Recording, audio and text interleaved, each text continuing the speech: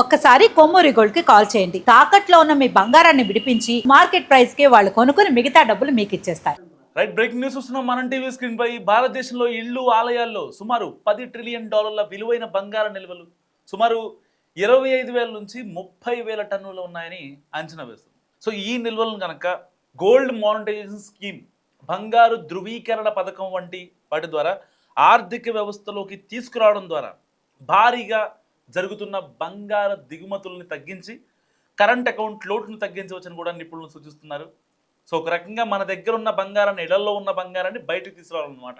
So భారతీయ కుటుంబాల వద్ద ఉన్న బంగారం దేశంలోని మొత్తం మార్కెట్ క్యాపిటలైజేషన్కు దాదాపుగా సమానంగా ఉందట. సో కోటక్ ఈక్విటీస్ నివేదిక ప్రకారం ఈ బంగారం విలువ 940 లక్షల కోట్లు. అక్షరాల ఐ రిపీట్, 900 లక్షల కోట్లు. ఈ బంగారాన్ని బ్యాంకులు లేదా ఇతర ఆర్థిక పథకాలలో డిపాజిట్ చేయడం వల్ల ప్రజలకు వడ్డీతో పాటు బంగార భద్రత కూడా లభిస్తుంది. అదే సమయంలో దేశం కూడా ప్రయోజనం పొందుతుంది. అంటే లాభం కోసం కాదు, ఇక్కడ భద్రత కోసమే మన ఈ బంగారం. ప్రస్తుత రోజుల్లో బంగారం అనేది లాభం కోసం కొనట్లేదు, కేవలం భద్రత కోసం కొంటున్న పరిస్థితి. సెంట్రల్ బ్యాంకులు సైతం బంగారాన్ని వడ్డీ లేదంటే రాబడి కోసమే దాచుకోవట్లేదు. బంగారం అంటే ఎప్పుడంటే అప్పుడు మనం అమ్ముకునే సంపద, ఒకరిపై ఆధారపడాల్సిన అవసరం లేదు. కరెన్సీ విలువ క్షీణించినప్పుడు భద్రత కవచంగా నిలిచే సంపదగా బంగారాన్ని చెప్పొచ్చు.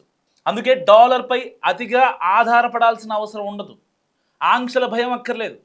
కరెన్సీ అస్థిరత కారణంగా ప్రపంచవ్యాప్తంగా సెంట్రల్ బ్యాంకులు ప్రతి ఏడాదిలో సుమారు 1000 టన్నుల బంగారాన్ని కొనుగోలు చేస్తున్నాయి. మన ఆర్బీఐ దగ్గర 900 టన్నుల బంగారం ఉంది. ఇంకా బాండ్ రూపంలో మరొక 200 నుంచి 300 టన్నుల బంగారం బాండ్ రూపంలో ఉంది. సో నిపుణుల అభిప్రాయం ప్రకారం ఇవాల్టి ప్రపంచంలో బంగారాన్ని కేవలం వాణిజ్యంగా మాత్రమే కాదు, బంగారు నిల్వలను కూడా వైవిధ్యంగా ఉంచాలని అవసరం ఉందంటున్నారు. చమురు ధరల మాదిరిగా బంగారం కూడా ఇప్పుడు ప్రపంచ అనిశ్చితిని కొలిచే సూచికగా మారుతుంది.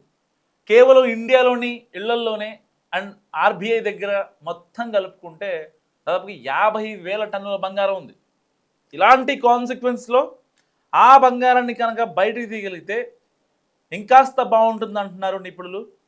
సో నిజంగా దేశాన్ని బంగారం కాపాడుతుందా, కాపాడగలదా? మీరేమనుకుంటున్నారో మస్ట్ కామెంట్ చేసే ప్రయత్నం చేయండి. ఒకవైపు సంక్షోభంలోకి వెళ్లకుండా కేంద్ర విదేశాంగ శాఖ చాలా నిర్ణయాలు తీసుకుంటుంది కేంద్ర ఆర్థిక శాఖతో. దానికి సంబంధించిన విధి విధానాలను కూడా కేంద్రం రిలీజ్ చేస్తుంది ఎప్పటికప్పుడు. ఇప్పటికే పెట్రోల్ ఏది ఇంధన కొరత, ఇంధన సంక్షోభం నేపథ్యంలో రేట్లు కూడా తగ్గించింది. భారతీయ ఇళ్లల్లో ఉన్న బంగారం ప్రపంచంలోనే ఏ దేశం ప్రభుత్వం వద్ద లేనంత భారీ స్థాయిలో సుమారు 40,000 టన్నుల బంగారం ఉంది. దేశంలో ఉన్న బంగారంపై ఇటీవల కేంద్ర మంత్రి పివి చౌదరి చేసిన వ్యాఖ్యల్లో ఇప్పుడు వార్తలో నిలిచాయి. భారత్లోని కుటుంబాలు ఆలయాల్లో ఉన్న $10 ట్రిలియన్ విలువైన బంగార నిల్వలను వినియోగంలోకి తేవాలని అధికారులకు సూచించడం సంచలనంగా రేపింది. అయితే ఈ క్రమంలో అసలు భారతీయ కుటుంబాల వద్ద ఉన్న బంగార నిల్వలు ప్రపంచంలోనే ఏ దేశ ప్రభుత్వం వద్ద లేనంత భారీ స్థాయిలో ఉన్నాయి. అండ్ తాజా గణాంకాల ప్రకారం భారతీయ ఇళ్లలో సుమారు 30,000 నుంచి 35,000 టన్నుల బంగారం ఉన్నట్లు అంచనా. ప్రస్తుత అంతర్జాతీయ మార్కెట్ ధరల దీని విలువ $10 ట్రిలియన్, అంటే దాదాపుగా 950 లక్షల కోట్ల వరకు ఉంటుంది. యాక్యురేట్గా చెప్పాలంటే 948 లక్షల కోట్లు. సో ఆశ్చర్యకరమైన విషయం ఏంటంటే అమెరికా, జర్మనీ, ఇటలీ, ఫ్రాన్స్ వంటి అభివృద్ధి చెందిన దేశాల అధికారిక బంగారు నిల్వలు కలిపిన భారతీయ గృహిణుల వద్ద ఉన్న బంగారం ముందు అవన్నీ తక్కువే. భారతదేశంలోని మహిళలకు బంగారం అంటే ఎంత ప్రేమో అర్థం చేసుకోండి. సో భారతదేశంలోని నగలు ధరించడంపై ఎక్కువ ఇష్టం ఉండటం అండ్ షేర్ మార్కెట్లపై అవగాహన లేకపోవడం వల్ల డబ్బును బంగారం రూపంలో దాచుకుంటారు. ఇలా దేశంలోని మొత్తం బంగారంలో దాదాపు 60% గ్రామీణ భారతంలోనే నిక్షిప్తమై ఉంది. భారతీయులు తమ పొదుపు మొత్తంలో కనీసం ఒక 10 నుంచి 15% వరకు బంగారు ఆభరణాల రూపంలోనే వాళ్ళు దాచుకోవడానికి ప్రాధాన్యత ఇస్తూ ఉంటారు. ఇక భారతదేశంలోని వేల ఏళ్ల నాటి పురాతన ఆలయాలు ప్రపంచంలోనే అత్యంత ధనిక ఆధ్యాత్మిక కేంద్రాలుగా వెలుగొందుతున్నాయి. దేశవ్యాప్తంగా ఉన్న ప్రధాన ఆలయాల వద్ద సుమారు 3,000 నుంచి 4,500 టన్నుల బంగారం నిల్వ ఉన్నట్లు సర్వేలు చెప్తున్నాయి. ప్రధానంగా కేరళలోని శ్రీ పద్మనాభ స్వామి ఆలయం, నేలమాగిళ్లలో ఉన్న పురాత బంగారు నాణేలు, వజ్రాలు పొదిగిన విగ్రహాలు, ఆభరణాల విలువ సుమారు 1,00,000 కోట్లకు పైగా ఉంటుందని సుప్రీంకోర్టు పర్యవేక్షణలో జరిగిన గణాంకాలు సూచిస్తున్నాయి. 1,00,000 కోట్లు. సో ఇలాంటి నేపథ్యంలో ఏపీలోని తిరుమల తిరుపతి దేవస్థానం వద్ద సుమారు 11.5 నుంచి 12.5 టన్నుల బంగారం నిల్వలు ఉన్నాయి. భక్తుల హుండీ ద్వారా సమర్పించే బంగారాన్ని టీటీడీ గోల్డ్ మానిటైజేషన్ స్కీమ్ కింద ప్రభుత్వ రంగ బ్యాంకుల్లో డిపాజిట్ చేస్తుంది. సో దీని ద్వారా ఏటా 100 కిలోల బంగారం వడ్డీ రూపంలోనే ఆలయానికి లభిస్తుంది. అంతేకాదు నాసిక్లోని షిరిడి సాయిబాబా ఆలయం వద్ద సుమారు 380 కిలోల బంగారం, బాంబేలోని సిద్ధివినాయక ఆలయం వద్ద 160 కిలోలకు పైగా బంగారం, అమృత్సర్ గోల్డెన్ టెంపుల్ వద్ద 100 కిలోల బంగార ఆభరణాల రూపంలోనూ అండ్ గాలి గోపురాల తాపడం రూపంలో ఉన్నాయి. సో ఇవే కాకుండా పూరీ జగన్నాథ ఆలయం, మదురై మీనాక్షి ఆలయాల వద్ద కూడా భారీగా ప్రాచీన బంగారు ఆభరణాలు చాలా అత్యంత భద్రంగా ఉన్నాయి. ఇళ్లల్లో ఆలయాల్లోనే కాకుండా దేశ ఆర్థిక వ్యవస్థను కాపాడే అధికారిక నిల్వలు కూడా గణనీయంగానే ఉన్నాయి. సో అంతర్జాతీయ అనిశ్చితిని తట్టుకోవడానికి ఆర్బీఐ తన బంగారు నిల్వలను నిరంతరం పెంచుకుంటూ వస్తుంది. ప్రస్తుతం ఆర్బీఐ వద్ద సుమారు 880 నుంచి 900 టన్నుల బంగారం ఉంది. ఇందులో అధిక భాగం విదేశీ బ్యాంకుల్లో బ్యాంక్ ఆఫ్ ఇంగ్లాండ్లో భద్రపరచగా కొంత భాగం స్వదేశంలోనే ఉంది.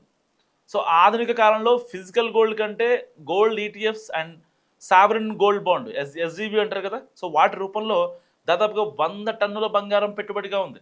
మొత్తంగా చూస్తే భారతదేశం యొక్క సగటు బంగారు నిల్వలు అంటే ఇళ్ళు, ఆలయాలు, బ్యాంకులు, ఇన్వెస్ట్మెంట్లు అన్నీ కలిపి సుమారు 45,000 నుంచి 50,000 టన్నుల వరకు ఉండొచ్చని ఆర్థిక నిపుణులు అంచనా వేస్తున్నారు. సో ఇప్పుడు కేంద్ర ప్రభుత్వం ఆలోచిస్తుంది ఒకటే, సో ఎట్టి పరిస్థితుల్లో ఇళ్లల్లో పర్టికులర్గా గ్రామీణ బ్యాంకుల్లో ఉన్న బంగారం బయటికి రావడం ద్వారా దేశ ఆర్థిక వ్యవస్థ ఇంకా బలపడుతుంది అనేది కాదనలేని సత్యం. అంటే మీ బంగారాన్ని మీ దగ్గరే పెట్టుకోకుండా కొంచెం తెలివిగా ఆలోచించి దాన్ని కనుక ఏదో ఒకటి చెయ్యండి అని చెప్పి సూచిస్తున్నారు. సో ఏం చేయాలో మీకు బాగా తెలుసు. దాన్ని అమ్మేయమని కాదు, బాండ్ రూపంలో ఇన్వెస్ట్ చేయమని. దానివల్ల దేశ ఆర్థిక వ్యవస్థ ఇంకా బలపడుతుంది. సో వినియోగదారులను ఆర్థిక సాధనాల వైపు మళ్లించడం ద్వారా కుటుంబాల వద్ద ఉన్న $10 ట్రిలియన్ అంటే 940 లక్షల కోట్ల భారీ బంగారు నిల్వలను వినియోగించుకోవాలని కేంద్ర మంత్రి పివి చౌదరి చెప్తున్నారు. సో భౌతిక పసడి నిల్వలు అంటే ఆర్థిక వృద్ధిని పరిమితం చేస్తున్నాయని హెచ్చరించారు. సో పార్లమెంటరీ ఆర్థిక స్థాయి సంఘం సభ్యుడైన చౌదరి మాట్లాడుతూ బంగారం ఫైనాన్షియలైజేషన్ను పెంచడం ద్వారా బులియన్ దిగుమతులపై మన దేశం ఆధారపడటాన్ని తగ్గించవచ్చు అని చెప్తున్నారు. అంటే మన దగ్గర ఉన్న బంగారాన్ని సో దాన్ని మనం ఇన్వెస్ట్ చేయడమో, బ్యాంకుల్లో భద్రపరచడమో, ఈ గోల్డ్ మానిటైజేషన్ స్కీమ్స్ ద్వారా బంగారానికి బంగారం తెచ్చుకోవడం ఇలాంటివి చేస్తే సో సిఐడి అంటే కరెంట్ ఖాతా లోటు ఏదైతే ఉంటుందో, మనం వేరే దేశాలపైన ఆధారపడటం అయితే ఉంటుందో ఆ ఒత్తిడిని తగ్గించవచ్చు అని చెప్తున్నారు. ఒక రకంగా ఆయన చెప్పింది కరెక్టే. బేసిక్గా చాలామంది బంగారం తీసుకోవాలి, కొనుక్కోవాలి, వేసుకోవాలి అని అంటుంటారు. దీంట్లో మళ్ళీ టైప్స్ ఉంటాయి.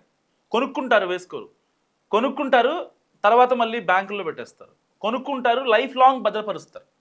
వాళ్ళ కొడుకులకని, కూతుళ్ళకని, వాళ్ళ మనవాళ్ళకి అని చెప్పి వాళ్ళు భద్రపరుస్తూ ఉంటారు. సో ఇలాంటి వాటిని తగ్గించి నిరుపయోగంగా ఏదైతే బంగారం ఉంటుందో ఆ ఇళ్లల్లో భద్రపరిచిన బంగారం ఆర్థిక వృద్ధికి, ఎకనామిక్ గ్రోత్కి పెద్దగా ఉపయోగపడటం లేదు. అండ్ దిగుమతులపై భారం పడుతుంది. ప్రతి సంవత్సరం బంగారం కొనుగోళ్ల కోసం విదేశీ మారక నిల్వలు, ఫారెక్స్ రిజర్వ్స్ ఖర్చు అవుతున్నాయి. ఆర్థిక వ్యవస్థలోకి $10 ట్రిలియన్ బంగారాన్ని ఫైనాన్షియల్ సాధనాల్లోకి మళ్లించడం ద్వారా దేశ ఆర్థిక వ్యవస్థ బలోపేతం కావడానికి అవకాశం ఉంది. ఇది దేశాన్ని ఆర్థిక సంక్షోభాల నుంచి కాపాడగలదు. సో ఇలాంటి నేపథ్యంలో ఇప్పుడు ఇళ్లల్లో ఉన్న 948 లక్షల కోట్ల రూపాయల విలువైన బంగారాన్ని బయటికి తేవడం ద్వారా నిజంగా భారతదేశం యొక్క ఆర్థిక వ్యవస్థ చాలా బలపడే అవకాశం ఉంది. సో ఇళ్లలో ఉన్న గోల్డ్ని బయటికి తీసుకురావడం వెనుక మీరేమనుకుంటున్నారు? అది నిజంగా సో పార్లమెంట్ సభ్యుడు ఒక అతను మాట్లాడారు, ఒక మంచి వాల్యుబుల్ సజెషన్ ఇచ్చారు. సో మీరేమనుకుంటున్నారో మస్తుగా కామెంట్ చేసే ప్రయత్నం చేయండి. మీ ఒపీనియన్ చాలా అవసరం. అంటే కేంద్ర ప్రభుత్వాలు, రాష్ట్ర ప్రభుత్వాలు చాలా చెప్తూ ఉంటాయి, చాలా చేస్తూ ఉంటారు. సరే, ఏ చేసినా మన మంచికి. కానీ పబ్లిక్ ఒపీనియన్ అనేది చాలా ఇంపార్టెంట్. సో మీరేమనుకుంటున్నారో మస్తుగా కామెంట్ చేసే ప్రయత్నం చేయండి.